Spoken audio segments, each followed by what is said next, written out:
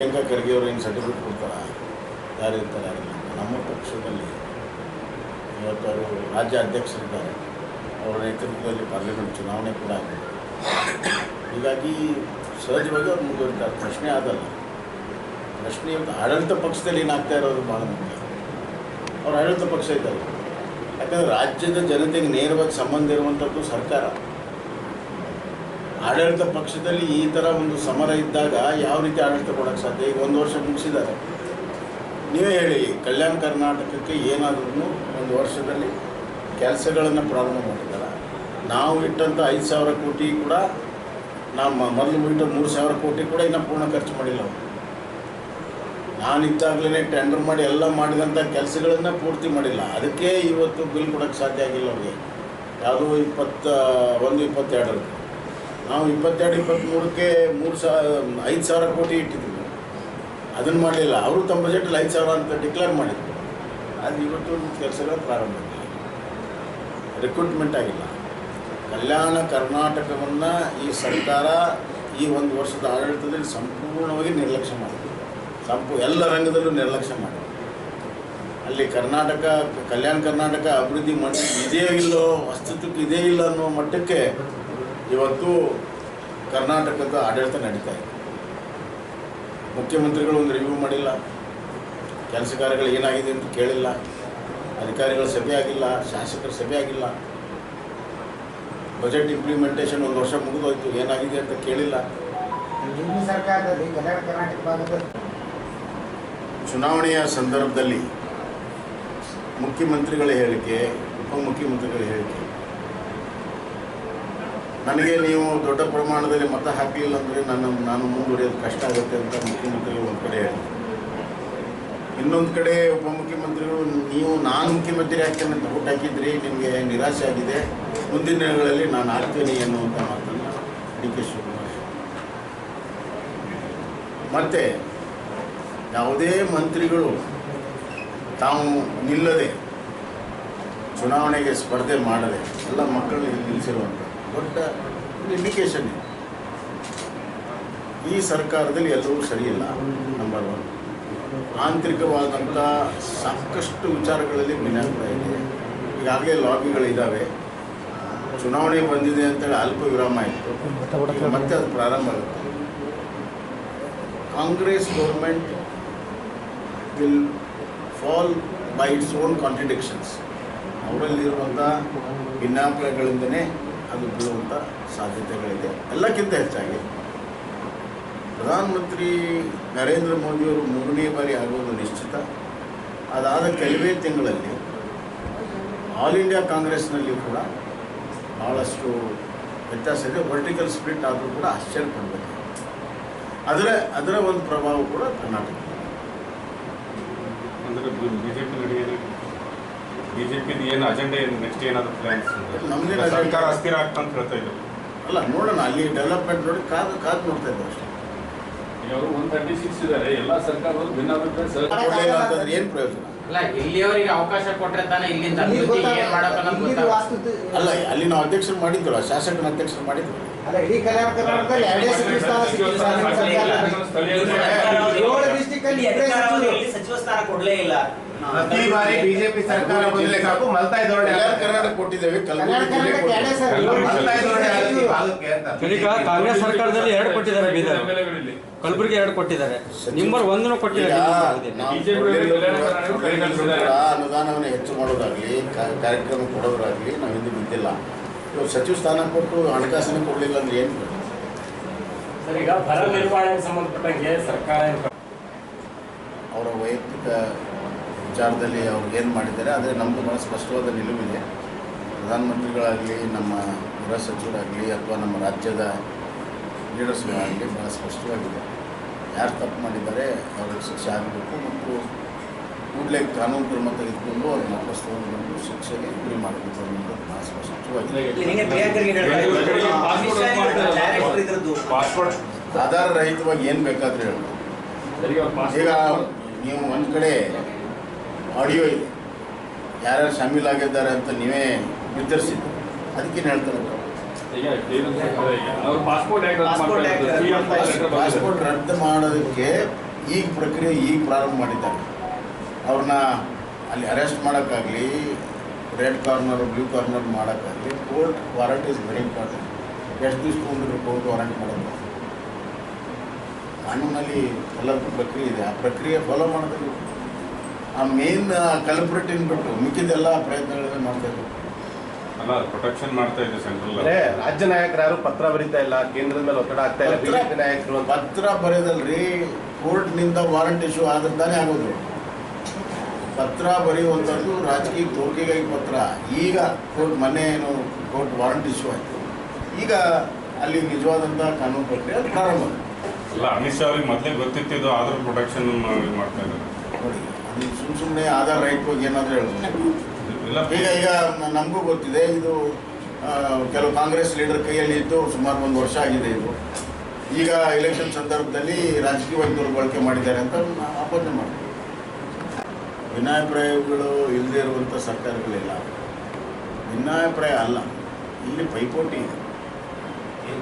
ಮುಖ್ಯಮಂತ್ರಿ ಆಗೋದಕ್ಕೆ ಒಬ್ಬರು ತುದಿಗಾಲ ಮೇಲೆ ನಿಂತಿದ್ದಾರೆ, ಅನ್ಯಾಯ ಆಗಿದೆ ಅಂತ. ಇನ್ನು ಮುಖ್ಯಮಂತ್ರಿ ಸ್ಥಾನವನ್ನು ನಾನು ಯಾರಿಗೂ ಕೂಡ ಬಿಟ್ಕೊಡೋದಿಲ್ಲ ಅನ್ನುವಂಥದ್ದು ಏನಿದೆ. ಈ ವ್ಯಕ್ತಿತ್ವಗಳ ಪೈಪೋಟಿ ಭಾಳಷ್ಟು ಸಂದರ್ಭಗಳಲ್ಲಿ ರಾಜಕೀಯವಾಗಿ ದೊಡ್ಡ ಪರಿಣಾಮಗಳನ್ನು ತಂದುಕೊಟ್ಟಿದೆ. ನಮ್ಮ ಕರ್ನಾಟಕ ಇತಿಹಾಸವನ್ನು ಇಟ್ಕೊಂಡು ಉದಾಹರಣೆಗೆ ನಾನು ಹೇಳಬೇಕು ಅಂತ.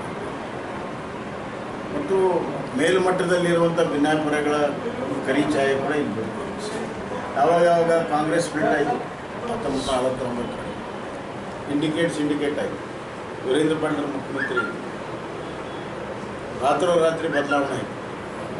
ಅವರು ತಮ್ಮ ಸ್ಥಾನಕ್ಕೆ ರಾಜೀನಾಮೆ ಕೊಡಬೇಕಾಯಿತು, ರಾಷ್ಟ್ರಪತಿ ಆಳ್ತಾರೆ. ಮುಂದೆ ದೇವರಾಜ್ ಅರಸ್ ಅವರು ಮುಖ್ಯಮಂತ್ರಿ ಇದ್ದಾರೆ. ಮತ್ತೆ ಕಾಂಗ್ರೆಸ್ ಸ್ಪ್ಲಿಟ್ ಆಯಿತು.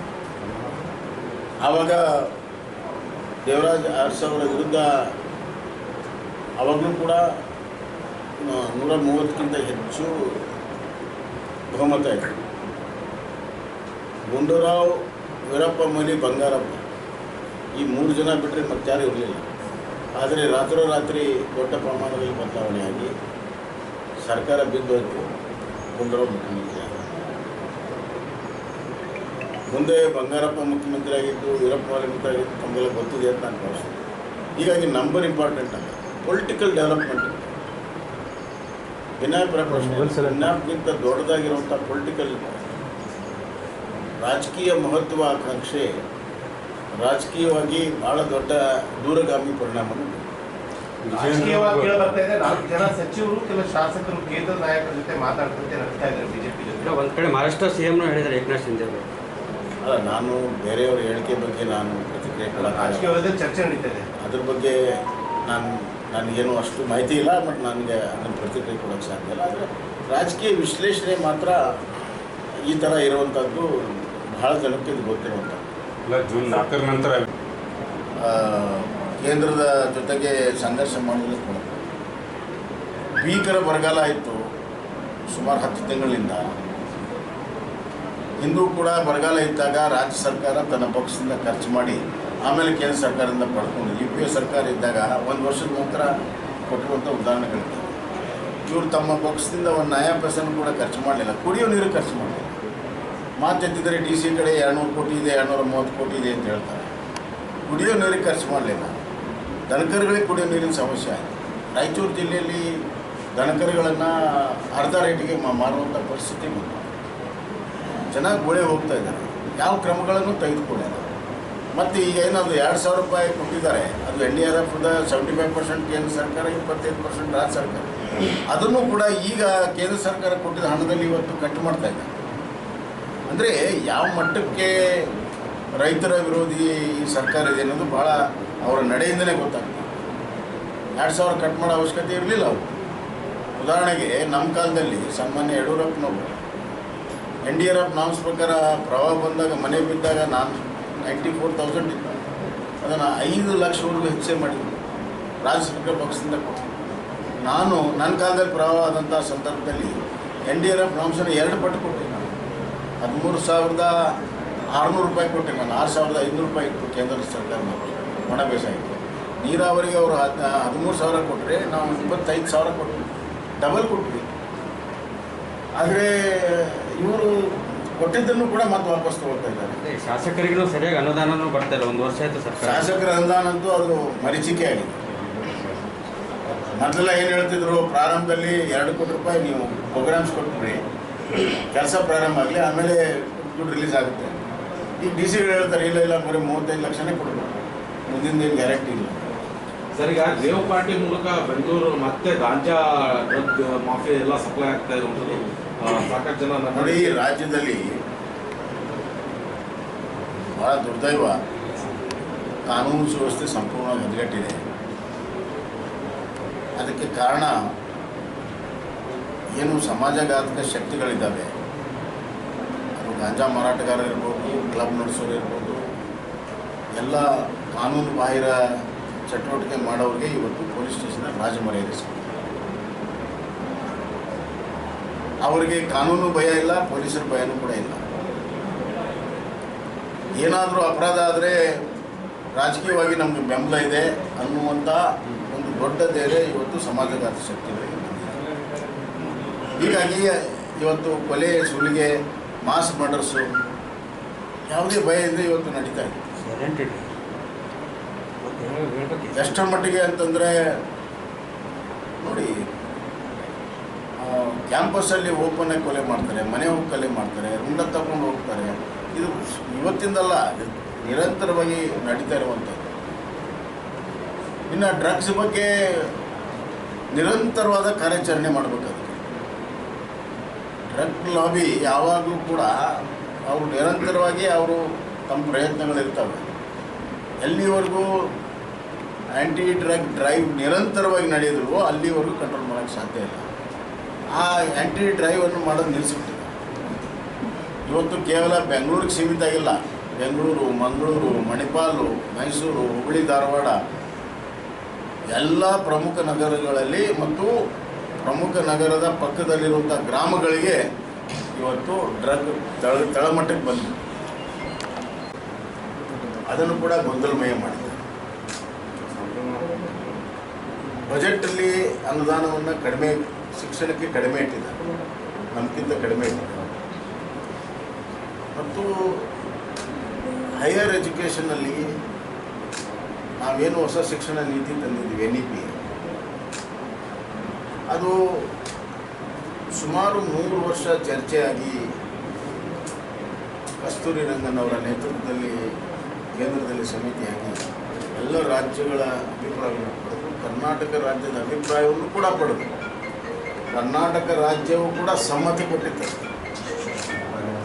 ಸಮ್ಮತ ಕೊಟ್ಟ ಮೇಲೆ ಅದನ್ನು ನಾವು ಅನುಷ್ಠಾನ ಮಾಡೋದಕ್ಕೆ ಅದೇ ಕಸ್ತೂರಿ ರಂಗನ್ ನೇತೃತ್ವದಲ್ಲಿ ಇಲ್ಲೊಂದು ಟಾಸ್ಕ್ ಫೋರ್ಸ್ ಮಾಡಿ 1 ವರ್ಷ ಎಲ್ಲ ತಯಾರಿ ಮಾಡಿ ಅದನ್ನು ಅನುಷ್ಠಾನ ಮಾಡಿ ಈಗಾಗಲೇ 2ನೇ ವರ್ಷ ವಿದ್ಯಾರ್ಥಿಗಳಿದ್ದಾರೆ. ಅದರಲ್ಲಿ ಹಲವಾರು ಅಂತಾರಾಷ್ಟ್ರೀಯ ಮಟ್ಟದ ಶಿಕ್ಷಣಕ್ಕೆ ಅನುಗುಣವಾಗಿರುವಂಥ ಇವತ್ತು ಕ್ರಮಗಳನ್ನು ನಾವು ತೆಗೆದುಕೊಂಡಿದ್ದೀವಿ. ಮತ್ತು ಹೊಸ ಶಿಕ್ಷಣ ನೀತಿಯಲ್ಲಿ ಕನ್ನಡಕ್ಕೆ ಅತಿ ಹೆಚ್ಚು ಪ್ರಾಧಾನ್ಯ ಕೊಟ್ಟಿದ್ದೀವಿ. ಈವನ್ ಇಂಜಿನಿಯರಿಂಗ್ ಮತ್ತು ಪ್ರೊಫೆಷ್ನಲ್ ಕೋರ್ಸಸ್ ಕೂಡ ಕನ್ನಡದಲ್ಲೇ ಬರೀಬೋದು ಮತ್ತು ಪಾಸ್ ಆಗ್ಬೋದು ಅಂತ ನಾವು ಕೊಟ್ಟಿದ್ದೀವಿ. ಕೇವಲ ರಾಜಕೀಯ ಕಾರಣಕ್ಕಾಗಿ ಅದನ್ನು ರದ್ದು ಮಾಡಿದ್ದಾರೆ.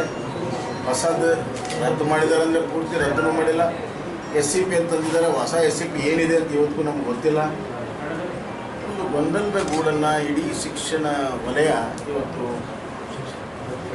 ಕಾಂಗ್ರೆಸ್ ಸರ್ಕಾರ ಮಾಡಿದ್ದರಿಂದ ಪ್ರಜ್ಞಾವಂತರು, ಪದವೀಧರರು ಮತ್ತು ಶಿಕ್ಷಣಕ್ಕೆ ಸಂಬಂಧಪಟ್ಟಂಥ ಟೀಚರ್ಸು ಎಲ್ಲರೂ ಕೂಡ ಈ ಸರ್ಕಾರದ ಬಗ್ಗೆ ಬೇಸತ್ತಿದ್ದಾರೆ. ಒಂದು ಗಟ್ಟಿಯಾದಂಥ ಒಂದು ಧ್ವನಿ ವಿಧಾನ ಪರಿಷತ್ನಲ್ಲಿ ಎಲ್ಲ ವಿಚಾರಗಳನ್ನು ಪ್ರತಿಪಾದಿಸಬೇಕು ಅಂತೇಳಿ ಇವತ್ತು ಎಲ್ಲೆಡೆ BJPಗೆ ಬೆಂಬಲ ಕೊಡ್ತಾ ಇದ್ದಾರೆ. ವಿಶೇಷವಾಗಿ ಅಮರನಾಥ್ ಪಾಟೀಲ್ ಇದರಲ್ಲಿ ಸಾಕಷ್ಟು ತಿಳ್ಕೊಂಡವರಾಗಿದ್ದಾರೆ, ಅನುಭವ ಇರೋದ್ರಿಂದ ಅವರಿಗೆ ದೊಡ್ಡ ಪ್ರಮಾಣದ ಬೆಂಬಲ ಸಿಗುತ್ತೆ ಅನ್ನುವಂಥ ವಿಶ್ವಾಸ.